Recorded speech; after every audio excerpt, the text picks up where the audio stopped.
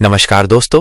एक किताब ने दुनिया भर के करोड़ों लोगों की सोच बदल दी। एक किताब जिसने पैसे के बारे में वो सच बताए जो हमें ना स्कूल में सिखाया गया ना घर पे समझाया गया। और उस किताब का नाम है the psychology of money by Morgan Housel. ये सिर्फ एक किताब नहीं, ये पैसे और सोच के बीच के उस रिश्ते का आईना है जो ज्यादातर लोग जिंदगी भर नहीं समझ पाते। इस किताब के पहले 4 चैप्टर में हमने जाना कि पैसा कमाना सिर्फ हुनर की बात नहीं, बल्कि आपकी सोच, धैर्य और फैसलों की ताकत पर निर्भर करता है। तो आपने अभी तक पार्ट 1 नहीं देखा है तो जरूर देखें दोस्त, क्योंकि आपने सीखा कि कंपैरिजन जहर है, कि कंपाउंड इंटरेस्ट चुपचाप चमत्कार करता है और कि पेशेंस जीनियस माइंड से भी ज्यादा ताकतवर होता है। लेकिन अब सवाल उठता है कि अगर पैसा कमा भी लिया तो क्या यही है असली अमीरी? क्या करोड़ों कमाने के बाद भी लोग खुद को अंदर से गरीब महसूस कर सकते हैं? और अगर हाँ, तो फिर असली अमीरी है क्या? क्या अमीरी सिर्फ बैंक बैलेंस में होती है या उस आजादी में जहां आप खुद के लिए फैसले ले सकें? इस सवाल का जवाब छुपा है अगले चैप्टर में, जो शायद आपकी सोच ही नहीं आपकी जिंदगी बदल सकता है। तो इस वीडियो को अंत तक देखिए, क्योंकि हम बात करने जा रहे हैं फ्रीडम, असली अमीरी क्या होती है, द साइकोलॉजी ऑफ मनी की नजर से। चैप्टर 5, फ्रीडम, असली अमीरी क्या होती है। एक इंसान रोज 10 घंटे काम करता है, उसके पास गाड़ी है, घर है, सैलरी भी बढ़ती जा रही है, लेकिन फिर भी हर सुबह उठते ही वो एक भारीपन महसूस करता है। दूसरी तरफ एक आदमी छोटा सा बिजनेस चलाता है, कम कमाता है, लेकिन वो कब काम करे, कब छुट्टी ले, ये वो खुद तय करता है। अब सवाल ये है, असली अमीर कौन है? वो जिसके पास ज्यादा पैसा है या वो जिसके पास फैसले लेने की आजादी है? फ्रीडम पैसा नहीं, आजादी का नाम है। Morgan Housel कहते हैं, The highest form of wealth is the ability to wake up every morning and say, I can do whatever I want today. यानी असली अमीरी ये नहीं कि आपके पास कितना पैसा है, बल्कि ये कि आप अपना समय और जिंदगी खुद तय कर सकते हैं या नहीं। कोई आपको ये ना कहे कि कब ऑफिस आना है, कब घर जाना है, कब छुट्टी लेनी है या कब रिटायर होना है। यही है फ्रीडम और यही है सबसे कीमती दौलत। सोसाइटी हमें क्या सिखाता है? हम सबको बचपन से यही सिखाया गया, अच्छी नौकरी लो, ज्यादा कमाओ, बड़ा घर खरीदो। लेकिन किसी ने ये नहीं सिखाया कि अगर उस पैसे के साथ आजादी नहीं है तो वो पैसा किस काम का। बहुत सारे लोग अच्छी सैलरी पाने के बाद भी दूसरों के शेड्यूल पर जी रहे होते हैं। उनके फैसले उनका बॉस लेता है, उनका टाइम मीटिंग्स तय करती हैं और उनकी जिंदगी एक्सेल शीट से कंट्रोल होती है। असली अमीरी के संकेत, रियल वेल्थ इंडिकेटर्स। आप कब, क्या और कैसे काम करेंगे ये आप तय करते हैं। आप मजबूरी में नहीं, मर्जी से काम करते हैं। आपकी जिंदगी में मानसिक शांति है, तनाव नहीं। पैसा आपके लिए काम करता है, न कि आप पैसे के पीछे भागते हैं। आपके पास नो कहने की ताकत है, ये सबसे बड़ा अमीर होने का संकेत है। एक छोटी कहानी। एक नौजवान ने 25 की उम्र में 1 लाख रुपए महीने की नौकरी पकड़ ली। उसका दोस्त थोड़ा कम कमाता था, लेकिन फ्रीलांसिंग करता था। एक दिन ऑफिस वाला दोस्त बोला, भाई तू अब भी स्ट्रगल कर रहा है? तो फ्रीलांसर बोला, शायद, लेकिन मैं सुबह 8 बजे ट्रैफिक में फंसा नहीं होता और जब थक जाऊं तो बिना इजाजत छुट्टी ले सकता हूं। एक के पास पैसा था, दूसरे के पास जिंदगी। ऑथर की चेतावनी, don't trade freedom for luxury. Morgan Soft कहते हैं, minus, be careful when you choose a job or a path in life that pays you more but takes away your ability to live life on your terms. यानी ऐसा पैसा किसी काम का नहीं जो आपको खरीदने लायक चीजें तो दे लेकिन जीने की आजादी छीन ले। इस चैप्टर की सीख, आज की दुनिया में लोग दिखावे के पीछे भाग रहे हैं, लेकिन जो असली अमीर हैं वो दिखावे में नहीं, अपने टाइम के मालिक होते हैं। जब आप कह सकें कि मैं अपना हर दिन खुद डिजाइन करता हूं, और यही बात आपको बाकी सबसे अलग बनाती है। और अब एक सोच बदल देने वाला सवाल, अगर आप आज अपनी मर्जी से अपनी जिंदगी के फैसले नहीं ले सकते तो फिर आप पैसा किस लिए कमा रहे हैं? और क्या कहीं ऐसा तो नहीं कि आप जिंदगी में आजादी के बदले सिर्फ स्टेटस खरीद रहे हैं? चैप्टर 6, रीजनेबल रैशनल, क्यों समझदारी परफेक्शन से ज्यादा जरूरी है। यह chapter the psychology of money के उस हिस्से पर आधारित है जहां मॉर्गन हाउसल बताते हैं कि जब बात पैसों की होती है तो इंसान को गणित नहीं, भावनाएं और व्यवहार चलाते हैं। हम सभी को लगता है कि पैसे को संभालने के लिए हमें बिल्कुल परफेक्ट सोचना चाहिए, एक्सपर्ट की तरह सोचो, ग्राफ्स पढ़ो और एक्सेल शेयर करो। लेकिन सच ये है भाई, पैसे की दुनिया में इंसान हमेशा परफेक्ट नहीं होता और शायद उसे होना भी नहीं चाहिए। रैशनल सोच क्या होती है? रैशनल यानी ऐसा सोचना जिसमें हर फैसला लॉजिक, डेटा और गणित के दम पर लिया जाए। आप खर्च कहाँ करें, कितना इन्वेस्ट करें और कब पैसा निकालें, सब कुछ विश्लेषण के आधार पर तय किया जाए। लेकिन सवाल ये है, क्या हम इंसान रोबोट हैं? क्या हम अपने फैसले सिर्फ दिमाग से लेते हैं या दिल और माहौल का भी उस पर असर पड़ता है? रीजनेबल बनना क्यों ज्यादा जरूरी है? Morgan कहते हैं, A plan is only good if it fits your emotional needs, not just your intellectual goals. यानी एक प्लान तभी काम करेगा जब वो आपके दिल, व्यवहार और आदतों से मेल खाता हो, उदाहरण के तौर पर एसआईपी और इंडेक्स फंड लॉजिकली बेहतर होते हैं, लेकिन अगर आप हर बार मार्केट गिरते ही घबरा जाते हैं तो चाहे वो स्कीम कितनी भी बेहतर हो, आप उसे पूरा नहीं कर पाएंगे। इसलिए मॉर्गन कहते हैं थोड़ा कम परफेक्ट लेकिन लंबे समय तक टिकने वाला फैसला एकदम परफेक्ट लेकिन अधूरा रह जाने वाले फैसले से ज्यादा काम का होता है। Real life example, loan versus peace. मान लीजिए आप जल्दी घर का लोन चुका देते हैं, जबकि फाइनेंशियली ये सही नहीं है क्योंकि ब्याज दर कम है, लेकिन आप ऐसा इसलिए करते हैं क्योंकि आप मेंटल पीस चाहते हैं, माइनस वो संतोष कि अब किसी का कर्ज नहीं है। तो भले ही ये रैशनल नहीं, लेकिन ये रीजनेबल है और वही सबसे ज्यादा मायने रखता है। इस चैप्टर की मुख्य सीख: 1. हम इंसान हैं और हमारी आर्थिक जिंदगी पर भावनाएं भारी पड़ती हैं। 2. पैसे का प्लान ऐसा बनाओ जो लॉजिक के साथ साथ दिल से भी जुड़ सके। 3. अगर कोई प्लान मानसिक शांति देता है तो वो भी एक रिटर्न ऑन इन्वेस्टमेंट है। 4. 100% सही फैसले की जगह 80% टिकाऊ और कंसिस्टेंट फैसला ज्यादा फायदेमंद होता है। मॉर्गन की एक दमदार line: You're not a spreadsheet. You're a person. इसलिए ऐसे फैसले लो जो जिंदगी के साथ चलें, सिर्फ एक्सेल के साथ नहीं। क्या आप फाइनेंशियल प्लान बनाते वक्त सिर्फ नंबर देख रहे हैं या अपनी मानसिक शांति, व्यवहार और आदतों का भी ध्यान रख रहे हैं? क्योंकि अगर आप अपने ही प्लान पर टिक नहीं पाए तो सबसे बेस्ट प्लान भी फेल हो जाएगा। नेवर इनफ क्यों कभी कभी ज्यादा पैसा भी जहर बन जाता है, जो सबसे ज्यादा लोगों की जिंदगी में हलचल मचाता है, क्योंकि इस चैप्टर में बात होती है उस खतरनाक दौड़ की जिसमें इंसान दौड़ता ही चला जाता है और फिर भी कभी संतुष्ट नहीं होता। चैप्टर 7 नेवर इनफ क्यों ज्यादा पैसा भी जहर बन सकता है। एक आदमी था जिसने करोड़ों कमाए, बेशुमार दौलत, आलीशान बंगले, गाड़ियों की लाइन, लेकिन एक दिन वो जेल चला गया। क्यों? क्योंकि उसे जो था वो कभी काफी नहीं लगा। और यही इंसानी कमजोरी है जब हम भूल जाते हैं कि कब रुकना है। Morgan Housel कहते हैं, The hardest financial skill is getting the goalpost to stop moving. यानी सबसे मुश्किल कला है बस कहने की हिम्मत, जब सब कुछ होते हुए भी और चाहिए था। मॉर्गन इस चैप्टर में एक कहानी सुनाते हैं। एक हेज फंड मैनेजर ने अरबों डॉलर कमा लिए थे, लेकिन वो थमा नहीं। उसने इनसाइड ट्रेडिंग किया, कानून तोड़ा और पकड़ा गया। क्यों? क्योंकि उसके लिए करोड़ों भी काफी नहीं थे। अब सोचिए, क्या आप भी ऐसी दौड़ में हैं जहां मंजिल नहीं है, सिर्फ भागना है? कंपैरिजन सबसे बड़ा जहर। सोशल मीडिया, रिश्तेदारों की बातें, पड़ोसियों की चमक, ये सब हमें बताते हैं कि हमारे पास जो है वो काफी नहीं है, और हम इस चक्कर में अपनी कमाई, कामयाबी और शांति सब कुछ खो देते हैं। Morgan कहते हैं, Enough is not too little.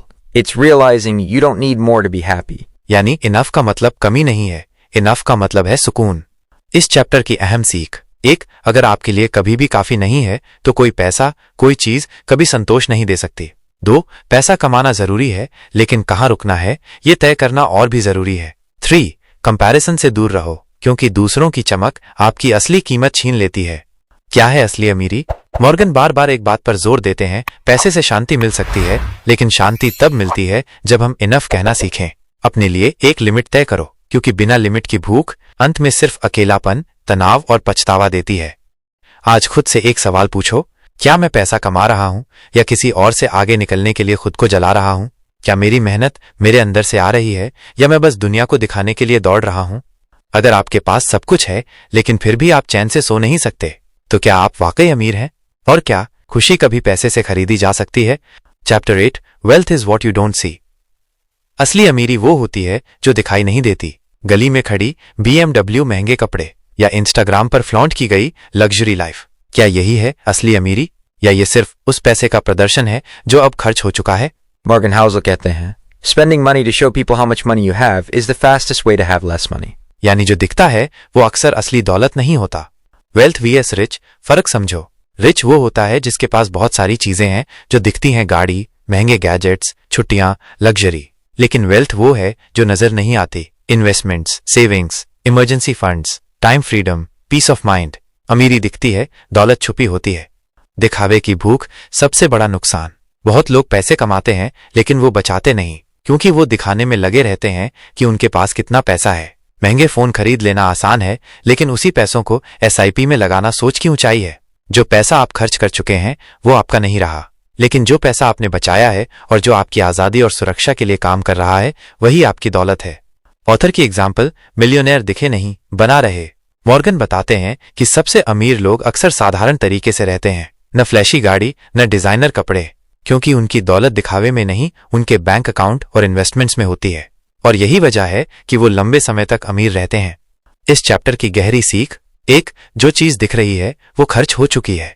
2. दौलत वो है जो आपको आजादी देती है, न कि तालियां। 3. दिखावे के लिए जीना धीरे धीरे आपको कंगाल कर सकता है। 4. वेल्थ बिल्डिंग एक स्लो प्रोसेस है, लेकिन यही आपको सिक्योर और स्ट्रेस फ्री बनाता है। अब खुद से पूछो, क्या आप वाकई अपनी जिंदगी के लिए पैसा बना रहे हो, या सिर्फ दूसरों को दिखाने के लिए? क्या आपके खर्चे आपको सुकून दे रहे हैं, या सिर्फ सोशल मीडिया पर स्टेटस बढ़ा रहे हैं? अगर असली दौलत वो है जो दिखाई नहीं देती, तो क्या आपका बैंक बैलेंस बोलता है, या सिर्फ आपके Instagram stories? Chapter 9 save money की तरफ, जहां मॉर्गन हाउसल बचत सेविंग की वो परिभाषा देते हैं जो स्कूल नहीं सिखाता और जिंदगी अक्सर देर से समझाती है। ये चैप्टर सिर्फ पैसे की बात नहीं करता, बल्कि सोच की, आजादी की और फाइनेंशियल इज्जत की बात करता है। Chapter 9 save money. क्यों बचत आपको सिर्फ अमीर नहीं, आजाद बनाती है? हर कोई जानता है कि पैसे बचाना चाहिए, लेकिन बहुत कम लोग समझते हैं कि क्यों। क्या सिर्फ इमरजेंसी के लिए, क्या सिर्फ रिटायरमेंट के लिए? नहीं दोस्त, बचत सिर्फ आने वाले कल की जरूरत नहीं, ये आज की इज्जत और कल की आजादी है। Morgan कहते हैं, the value of wealth is relative to what you need. यानी अगर आपके खर्च कम है और सेविंग ज्यादा, तो आप ज्यादा पावरफुल हैं, भले ही आपके पास करोड़ों न हो। और यही फॉर्मूला है फाइनेंशियल आजादी का। जब आप हर महीने कुछ सेव करते हो, तो आप सिर्फ पैसा नहीं जोड़ रहे होते, आप अपने भविष्य को कंट्रोल में ले रहे होते हो। लोग बचत क्यों नहीं करते? 1. क्योंकि उन्हें लगता है अभी तो कमा रहे हैं, जरूरत क्या है। 2. क्योंकि उन्हें लगता है कल देखेंगे। 3. क्योंकि उन्हें लगता है सेविंग्स का मतलब है त्याग। लेकिन सच्चाई ये है, बचत का मतलब है विकल्प, ऑप्शंस। जब आपकी नौकरी चली जाए, जब आपको ब्रेक चाहिए, जब आप नया सपना शुरू करना चाहो, तो आपकी सेविंग्स ही कहती है माइनस। Author की बात, savings without a goal is still smart. Morgan कहते हैं, saving without a specific goal is okay. It's a hedge against life's inevitable ability to surprise the hell out of you. यानी अगर आपके पास savings है, तो जिंदगी की कोई भी मुश्किल आपको तोड़ नहीं सकती, क्योंकि आपने खुद को पहले से मजबूत बना लिया है। Real life comparison. 2 दोस्तों की कहानी। 2 दोस्त हैं, रवि और अजय। दोनों की सैलरी 50,000 है। रवि हर महीने 35,000 खर्च कर देता है, minus EMI, outings, gadgets. Ajay 20,000 में गुजारा करता है और 30,000 सेव करता है। 1 साल बाद अजय के पास 3.6 लाख रुपए हैं, रवि के पास 0 रुपए। अब सोचिए, अगर दोनों की नौकरी चली जाए, कौन ज्यादा आजाद है, कौन ज्यादा अमीर है, सैलरी वाला या सेविंग वाला? इस चैप्टर की 5 जरूरी सीखें। सेविंग सिर्फ प्लानिंग नहीं, एक पावर है। जितना आप सेव करते हैं, उतना आप खुद पर भरोसा दिखाते हैं। Saving freedom to say no to bad bosses, toxic jobs, fake success. Savings आपको जिंदगी की अनिश्चितताओं से लड़ने की हिम्मत देती है। बिना सेविंग्स हर सपना सिर्फ एक ख्याल बनकर रह जाता है। अब खुद से एक सवाल पूछिए, क्या मेरी जिंदगी सिर्फ EMI और बिल्स में उलझी है, या मैं कुछ ऐसा जोड़ रहा हूं जो कल मुझे फैसले लेने की हिम्मत देगा? अगर पैसा बचाने का मतलब आजादी है, तो फिर ज्यादा पैसे वाले लोग भी क्यों हर दिन दबाव में जीते हैं? Chapter 10 reasonable rational. जब समझदारी से ऊपर होती है, आप कितने भी बुद्धिमान क्यों न हो, अगर आपकी उम्मीदें असलियत से बाहर हैं, तो आपके फैसले आपको बर्बादी की तरफ ले जा सकते हैं। Morgan Housel कहते हैं, do not aim to be coldly rational when making financial decisions. Aim to be pretty reasonable. यानी 100% तर्क से नहीं, बल्कि 80% समझदारी और 20% इंसानियत से सोचो। रीजनेबल vs रैशनल मतलब क्या है? देखो दोस्त, इंसान कोई रोबोट नहीं होता, हम भावनाओं से भरे होते हैं। हम डरते हैं, लालच करते हैं, पछताते हैं, और यही सब मिलकर हमारे फाइनेंशियल फैसले बनाते हैं। इसलिए मॉर्गन कहते हैं कि हमेशा 100% लॉजिकल सोचना जिंदगी में काम नहीं आता। असली ट्रिक है रीजनेबल बनना, यानी ऐसे फैसले लेना जो आपकी भावनाओं, व्यवहार और आदतों के साथ टिके रहें।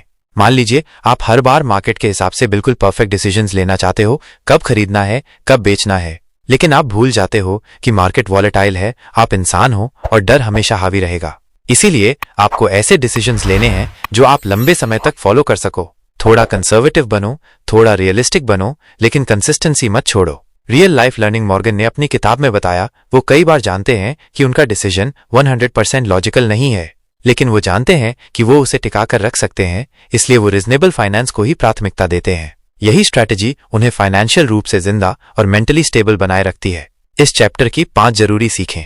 1. दुनिया की सबसे बड़ी गलती, मैं हमेशा स्मार्ट डिसीजंस लूंगा। 2. जब मार्केट गिरेगा तब इमोशन जीतता है, इसलिए सिस्टम बनाओ।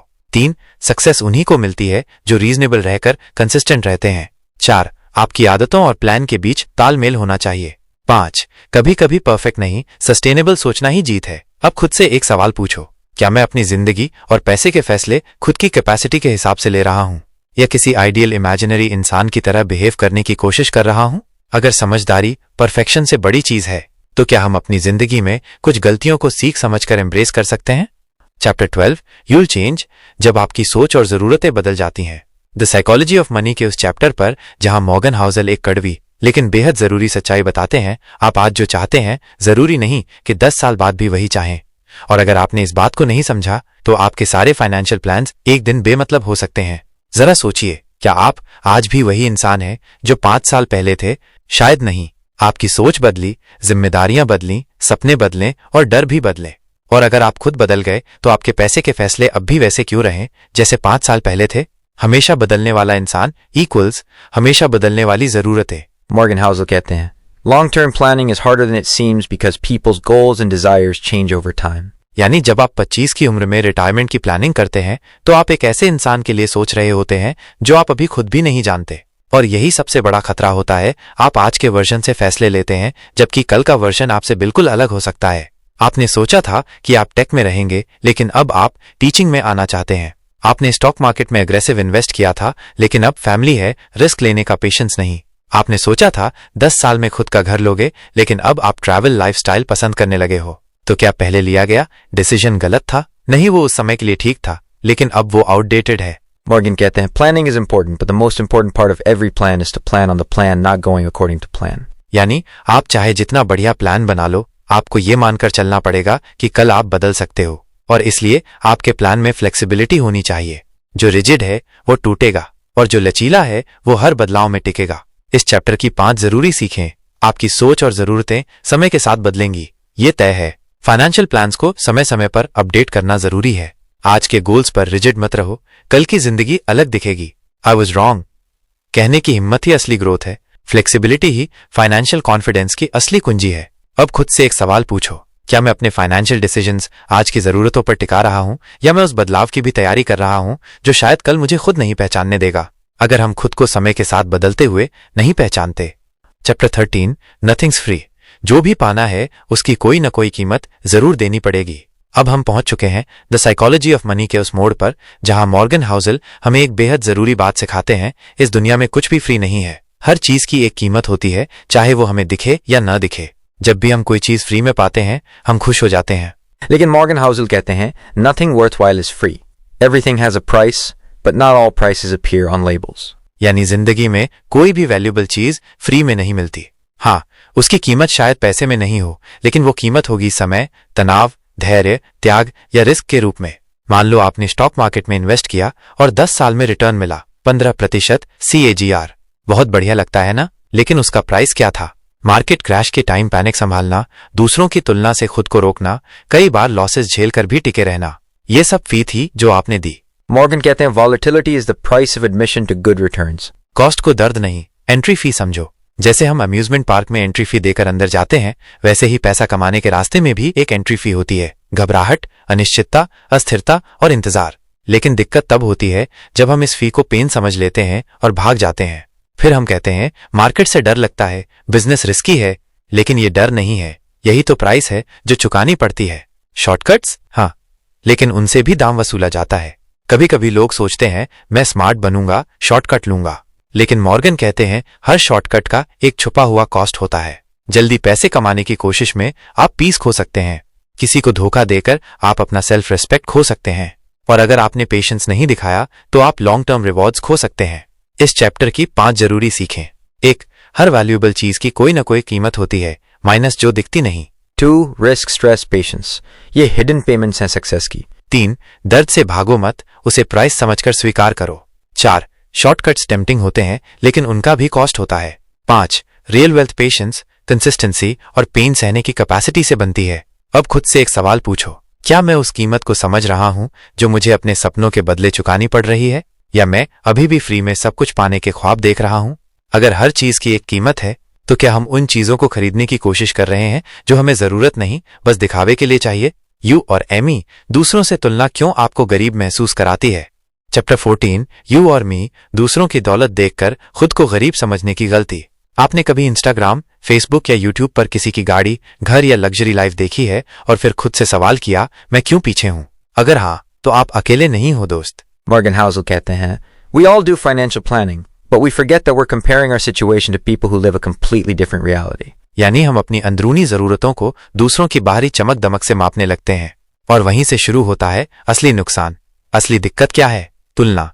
लेकिन संदर्भ के बिना, मान लो आप महीने में 50,000 रुपए कमाते हो, आप खुश हो, शांत हो, ठीक ठाक बचत भी कर रहे हो, लेकिन एक दिन आप देखते हो आपकी उम्र का कोई लड़का BMW चला रहा है और अचानक जो सुकून था वो जलन में बदल जाता है। लेकिन आप नहीं जानते वो EMI पर डूबा हुआ है या वो सिर्फ दिखावा कर रहा है या उसकी प्रायोरिटीज ही आपसे अलग हैं। Morgan कहते हैं, We compare our entire life to someone's highlight reel. Comparison is a thief of Joy. लेकिन क्यों? क्योंकि पैसा एक डीपली पर्सनल गेम है। हर इंसान की बैकग्राउंड, अपब्रिंगिंग, गोल्स और वैल्यूज अलग होती है। कुछ लोग पैसे को फ्रीडम मानते हैं, कुछ पावर, कुछ सिक्योरिटी और कुछ सिर्फ दिखावा। जब आप अपने रास्ते की दौड़ किसी और की रेस के नियमों से दौड़ने लगते हैं तो आप न आगे बढ़ते हो न खुश रहते हो। Morgan बताते हैं, The key to wealth is to figure out what's enough for you and then stop chasing more just because others have it. यानी आपके लिए काफी क्या है वो जानिए, मानिए और उसी के लिए जियो, वरना आप दूसरों के पैसों से अपनी पीस खरीदते रहोगे और वो कभी नहीं मिलेगी। इस चैप्टर की 5 गहरी सीखें। 1. हर इंसान का पैसा कमाने और खर्च करने का तरीका अलग है। 2. सोशल मीडिया दिखावा है, असली जिंदगी वहां नहीं दिखती। 3. तुलना तभी तक सही है जब आप संदर्भ समझें। 4. बिना रेफरेंस के कंपैरिजन, कंफ्यूजन और फ्रस्ट्रेशन। 5. डिफाइन योर ओन, काफी, और उसी पर फोकस करो। अब खुद से एक सवाल पूछो, क्या मैं अपने पैसों के फैसले अपने दिल और जरूरत से ले रहा हूं या दूसरों को देखकर खुद को गलत मान रहा हूं? तो क्या हमें खुद से ये सवाल नहीं पूछना चाहिए, मेरे लिए पैसे का असली मतलब क्या है? Chapter 15, the seduction of pessimism. क्यों बुरी खबरें हमें ज्यादा सच्ची लगती हैं? इसका जवाब मिलेगा अगले चैप्टर में, द सेडक्शन ऑफ पेसिमिज्म, क्यों बुरी खबरें हमें ज्यादा सच्ची लगती हैं। अब हम पहुंच चुके हैं उस चैप्टर पर जहां मॉर्गन हाउसल एक साइकोलॉजिकल जाल के बारे में बताते हैं जिसमें हम सब कभी न कभी फंसते हैं, और वो जाल है नकारात्मक सोच की लत। सोचिए, अगर आपको कोई कहे इस साल रिसेशन आ सकता है, नौकरी जा सकती है, शेयर बाजार टूटने वाला है, और दूसरा कहे भरोसा रखो, सब अच्छा होगा, आगे ग्रोथ है, तो आप किसकी बात पर ज्यादा ध्यान देंगे?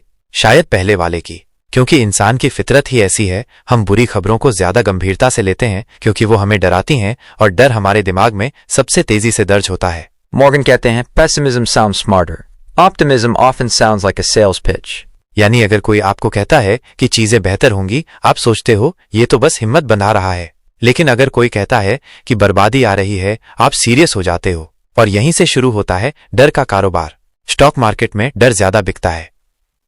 शेयर बाजार की खबरें देखिए, मार्केट क्रैश, गोल्ड की कीमत गिरेगी, इन्फ्लेशन से बर्बादी, ये सब हेडलाइन बनते हैं क्योंकि डर बेचता है।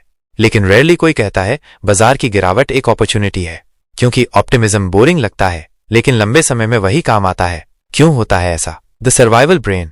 मॉर्गन साइकोलॉजी की बात करते हैं, हमारा दिमाग अभी भी उसी सर्वाइवल मोड में है जो हजारों साल पहले जंगल में था। वहां जरा सी गलती मौत बन सकती थी, इसलिए हम नेगेटिव सिग्नल्स पर ज्यादा तेज रिएक्ट करते हैं। लेकिन आज के जमाने में ये रिफ्लेक्स फाइनेंशियल डिसीजंस को खराब कर देता है।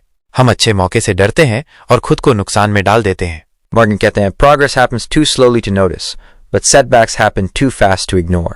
यानी अच्छाई धीरे धीरे आती है लेकिन बुरा अचानक होता है, इसलिए वो ज्यादा ध्यान खींचता है। लेकिन अगर आप लॉन्ग टर्म सोचो तो दुनिया में ज्यादातर चीजें बेहतर ही हो रही हैं।